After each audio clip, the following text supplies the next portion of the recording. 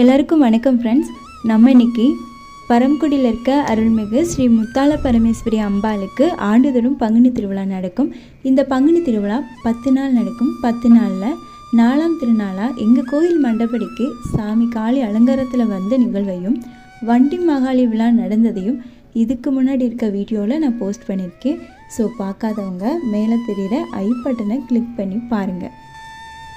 இன்றைக்கி நம்ம பார்க்குறது அக்னிச்சட்டி திருவிழா, அதுக்கப்புறம் பால்குடம், அதுக்கப்புறம் சாமி பூப்பல்லாக்கில் வந்த வீடியோவும் அடுத்தடுத்து நான் வீடியோ போஸ்ட் பண்ணுறேன். ஸோ மிஸ் பண்ணாமல் பாருங்கள்.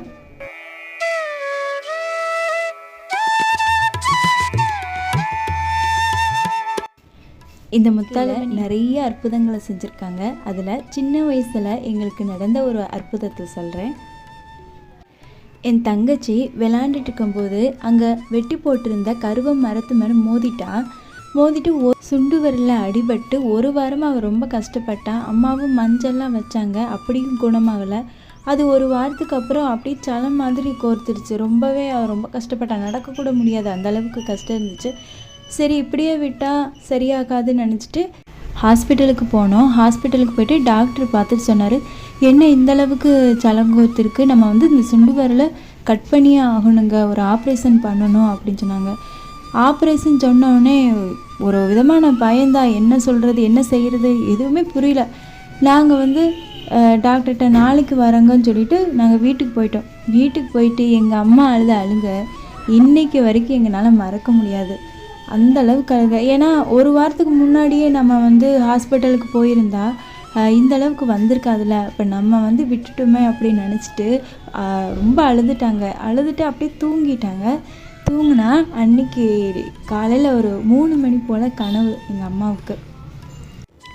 எங்கள் வீட்டுக்கு பக்கத்தில் ஒரு பாட்டி இருக்காங்க. எங்கள் அம்மாவுக்கு சாமி கனவுலாம் ஏதாவது வந்துச்சு அப்படி சொன்னால் அதுக்கு என்ன அர்த்தம் அப்படி சொல்லி அந்த பாட்டிக்கிட்ட தான் கேட்பாங்க. அந்த பாட்டி எங்கள் அம்மா கனவில் 3 மணிக்கு எங்கள் அம்மா கனவில் வர்றாங்க. எப்படின்னா ஒரு கூடை வச்சுருக்காங்க, ஒரு கையில் குச்சி வச்சுருக்காங்க. அம்மாவை கூப்பிட்டு ஒத்தமைக்கு முத்து போடு அப்படி சொல்லி எங்கள் அம்மாவை பார்த்து கேட்கவும் எங்கள் அம்மா டக்குன்னு முழிச்சிட்டு என்ன இப்படி ஒரு கனவு வந்திருக்குன்னு சொல்லி காலையில் விடியாமல் நேராக எந்த பாட்டியை நம்ம கனவில் வந்தாங்களோ அந்த பாட்டிகிட்டே போய் எங்கள் அம்மா போய் கேட்க போயிருக்காங்க.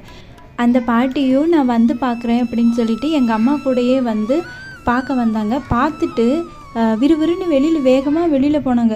என்னடா பார்த்துட்டு வெளியில் போகிறாங்களேன்னு சொன்னால் அங்கே வெளியில் போயிட்டு கைகால் மூஞ்சியெல்லாம் கழுவிட்டு திரும்ப மறுபடி உள்ளே வந்தாங்க. அப்போ தான் சொன்னாங்க, ஆமாம்மா ஒத்தமை போட்டிருக்கு,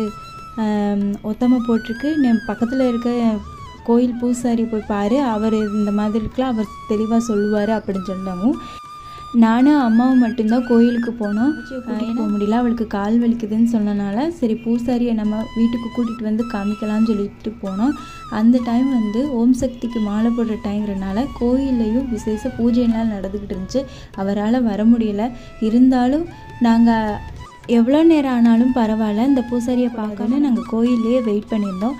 நாங்கள் வெயிட் பண்ணுறதை பார்த்துட்டு அந்த தாத்தா கேட்டார், நான் எந்த வீட்டுக்கும் போக மாட்டேம்மா, சாமி உத்தரவு கிடைக்காம நான் எங்கேயும் வரமாட்டேன் அப்படின்னு சொன்னார். எங்கள் அம்மா சொன்னாங்க, கண்டிப்பாக சாமி உத்தரவு கிடைக்குங்க, நீங்கள் எங்கள் வீட்டுக்கு வாங்க அப்படின்னு சொல்லும்போதே இந்த கோயில் கருவறையிலேருந்து கவுளி சத்தம் கேட்டுச்சு. அந்த சத்தத்தை கேட்ட உடனே பூசாரி உத்தரவு கிடச்சிருச்சு, நான் வீட்டுக்கு வரேம்மான்னு சொல்லி எங்கள் கூடயே அவர் வீட்டுக்கு வந்துட்டார். பார்த்துட்டு ஒத்தமதமாக வந்திருக்கு, நீங்கள் முதல்ல என்ன ஒன்றும் செய்ய வேணாம், நீங்கள் முத்தாலம்மன் கோயிலில் போய் ஏதாவது ஒன்று வேண்டிட்டு வாங்க, நான் நாளைக்கு நான் பார்க்குறேன் அப்படி சொல்லிட்டு அவர் வீட்டுக்கு போயிட்டார். நாங்களும் நானும் அம்மாவும் அங்கே போய் சாமி கும்பிட்டு 3 வருஷம் பால் குடம் எடுக்கிறோன்னு சொல்லி வேண்டிட்டு திரும்ப வீட்டுக்கு மறுநாளும் பூசாரி வீட்டுக்கு வந்தார். வேப்பந்தலை கொழுந்து மஞ்சள் இதெல்லாம் வச்சு அரைச்சி அந்த எந்த இடத்துல அடிபட்டுச்சோ அந்த இடத்துல ஒரு கட்டு மாதிரிலாம் போட்டு விட்டுருந்தார். அப்புறம் எப்படியெல்லாம் இருக்கணும் அப்படிங்கிறதெல்லாம் சொல்லிட்டு போனாங்க. நாங்களும் அது மாதிரி ரொம்ப சுத்தபத்தமாக இருந்தாங்க. அப்புறம் கொஞ்சமாக வலி குறைய ஆரம்பிச்சிச்சு, அதோடைய வீக்கம் இது எல்லாமே கொஞ்சமாக குறைய ஆரம்பிச்சு 1 வாரத்துக்கு மேலேயே ஆச்சுங்க. அப்புறம் கொஞ்சமாக சரியாயிடுச்சு. நாங்களும் சந்தோஷமாக பால்குடம் 3 வருஷம் எடுத்தோம். எல்லாருக்குமே இந்த மாதிரி ஏதாவது ஒரு அற்புதம் நடந்திருக்கும் கண்டிப்பாக.